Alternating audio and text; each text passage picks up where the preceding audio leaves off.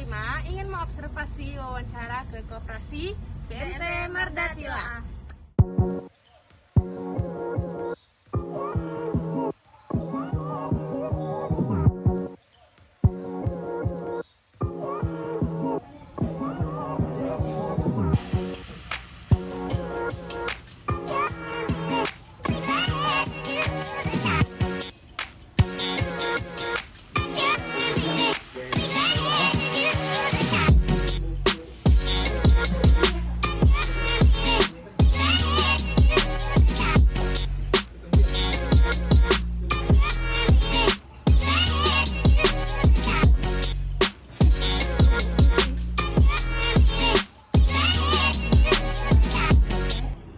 Kami di sini dapat tugas dari dosen ya, untuk mewawancarai Koperasi BNT Mardatila ya.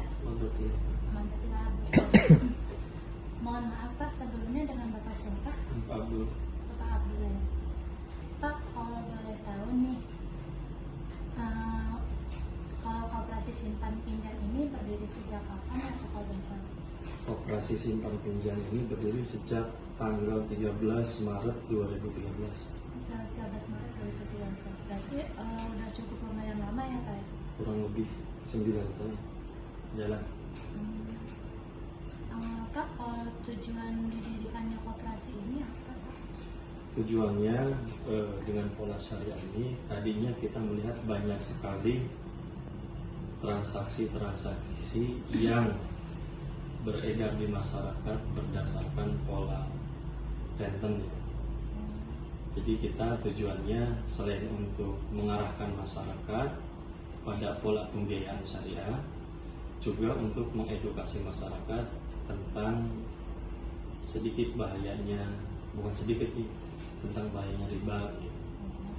Karena salah satu dari dosa riba yang paling rendah itu bagaikan berzina dengan ibu kandung sendiri, dan tingkatan dosanya ada 82 di dalam hadis. Nah, kemudian tujuan kami juga adalah memfasilitasi para pedagang untuk bisa melakukan permodalan kepada BNT. Berarti sistemnya bisa menyimpan di sini uang gitu? Bisa. Itu sesuai persyaratan gimana Pak? Kalau jika ada masyarakat yang ingin menabung di koperasi? Syaratnya kalau di koperasi itu harus jadi anggota dulu. Harus jadi anggota baru bisa melakukan transaksi. Kak, kalau koperasi ini di Koperasi Simpan Pinjam ini beranggota berapa orang? Beranggota sampai hari ini sih masih di angka 234-an. Kalau di awal-awal memang sampai di angka 4.000, tapi karena banyak anggota yang keluar, kemudian berhenti secara tidak hormat, gitu. Akhirnya yang terseleksi atau yang masih ada itu sekitar 234. Kalau itu sistem kerjanya gimana? Sistem kerja apanya? Sistem kerja anggota di koperasi ini, cara kerjanya gimana? Dari sistem apanya dulu? Shift kerjanya kayak gitu. Oh, kalau shift kerja kita nggak pakai shift. Berarti Kita kerja dari jam 8 sampai jam 5. berarti sesudah itu tidak bisa menerima tamu lagi. Nggak ada. Oke. Pak, mohon maaf, apa ada kendala kalau menjalankan koperasi ini? Pasti kalau di setiap koperasi pasti banyak. Setiap koperasi pasti ada kendala. Salah satu di antaranya permodalan, kredit macet, terus kemudian nasabah-nasabah yang nakal gitu. Itu untuk mengatasi nasabah yang nakal itu gimana sih Pak? Kalau nasabah yang macet biasanya kita reschedule berdasarkan kemampuannya. Misalnya dari awal sekian per bulan, kemudian tidak sanggup kita reschedule dengan kesanggupan dari anggotanya, bukan nasabahnya, anggota. Kalau nasabah itu memperbanyak. Lalu kayak apa ya Pak yang dilakukan demi mengatasi kendala ini dan Ya tadi reschedule. reschedule? Nah, di reschedule, kemudian di restruktur dan sebagainya. sistem yang digunakan oleh koperasi ini apa ya? Sistem USI. Sistem USI. Oh, sistem USI itu apa Pak? Sistem USI itu vendor untuk kayak semacam akuntansinya gitu.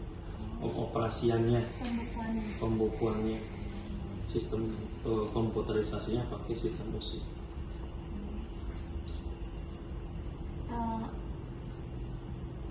Apakah ada syarat untuk menjadi anggota koperasi Pak? Syaratnya satu, mengajukan permohonan kepada koperasi. Kemudian setelah mengajukan permohonan, kita validasi keseriusannya. Kalau misalkan cukup oke, kita lanjut si calon anggota ini membayar simpanan pokok sama simpanan wajib. Bedanya simpanan pokok sama simpanan wajib kalau itu? Kalau simpanan pokok itu simpanan yang tidak bisa diambil kecuali dia keluar. Kalau simpanan wajib, simpanan yang wajib setiap bulan, dan simpanan pokok itu satu kali ya. Tapi simpanan wajib itu simpanan yang dilakukan setiap bulan. Oh, berarti per bulannya ini? Iya, ada simpanan wajib bagi anggota.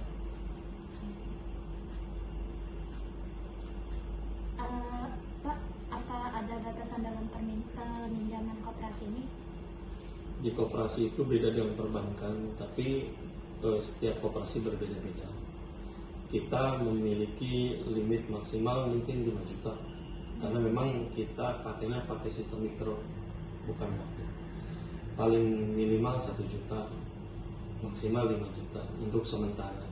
Tapi tidak menutup kemungkinan ada beberapa koperasi yang bisa sampai ratusan juta, bahkan lebih gitu.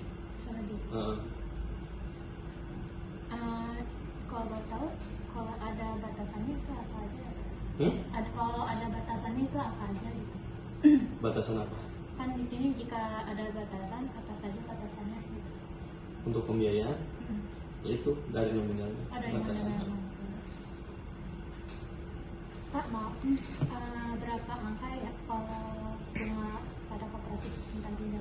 Variatif kalau di koperasi, tapi yang saya tahu rata-rata di angka 2,5 sampai 3%. Sampai 3%. Berarti nggak terlalu besar. Enggak. Makanya ini masih terjangkau bagi para pedagang yang serius peminjamannya untuk usaha. Berarti bisa untuk kelas menengah. Iya, kayak saya contohkan tukang seblak itu modal 1 juta misalnya. Berarti bisa. Itu nggak kepake semua. Paling kepake misalkan 500 kalau skala yang kecil ya.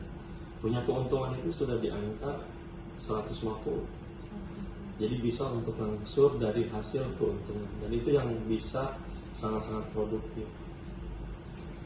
Kalau misalkan dipakai konsumtif habis. Inilah yang kebanyakan mereka gagal bayar. Bapak, bagaimana proses simpan pinjam uang koperasi ini? Untuk proses apa nih? Pinjamannya atau simpanannya? Peminjamannya satu, mengajukan sama mengisi formulir, kemudian di waiting list berdasarkan yang siapa yang duluan masuk. Nah, kemudian ada jadwal penyurveian. Setelah disurvei, dikomunikasikan, diobrolkan apakah layak atau tidak. Setelah itu baru diproses untuk proses pencairan.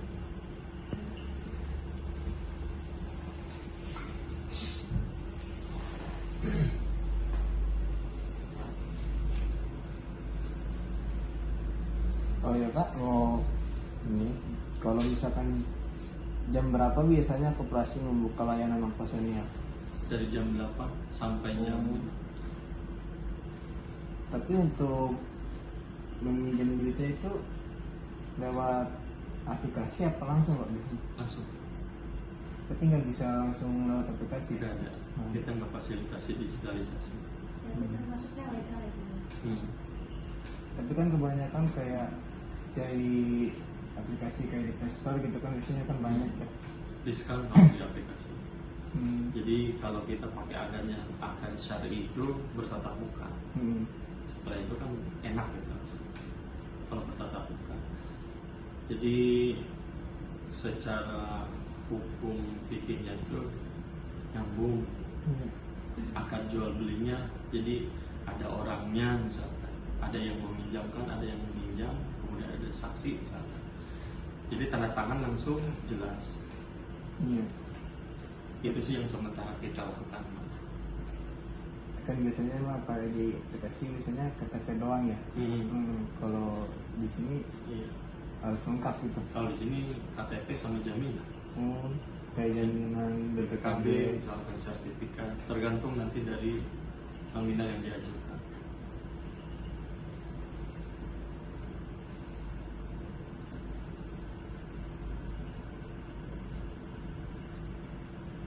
Pak, maaf kalau boleh tahu siapa saja nama petinggi koperasi simpan pinjam. Dari pengurus itu, pengurus ketuanya Pak Haji Suroso, kenal ya. Nah, kemudian dari sekretarisnya saya sendiri, kemudian dari bendaharanya yang masih tercantum dalam legalitas itu Bu Ermawati. Tapi kok buat koperasi ini berarti udah di apa? Udah disetujuin ya sama bupati gitu. Kita pakainya gubernur. Oh, gubernur langsung. Lewat Dinas Koperasi Provinsi Jawa Barat. Jadi kita pakai wilayahnya provinsi, Langsung ke bupatinya ya. enggak ke kabupaten lagi, langsung provinsi. Cuma tetap diurus-urus, dibantu lagi bersama Koperasi Karawang.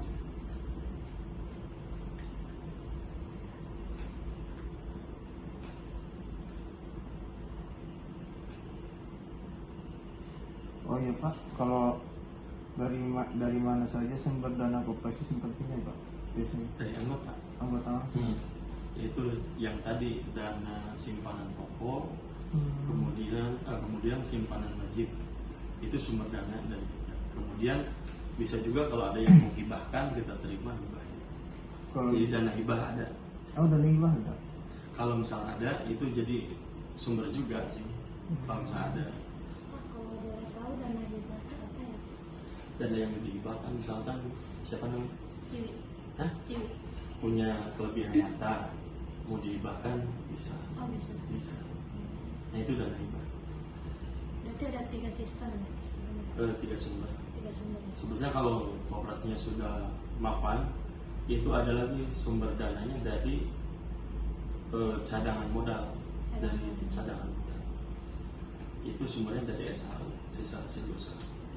Oh, berarti dari keuntungan. Dari keuntungan sebelum dibagikan itu diambil untuk sumber. Aja hasil wawancara dari kelompok kami. Sebelumnya apabila ada kesalahan disengaja maupun tidak disengaja mohon dimaafkan. Terima kasih. Wassalamualaikum.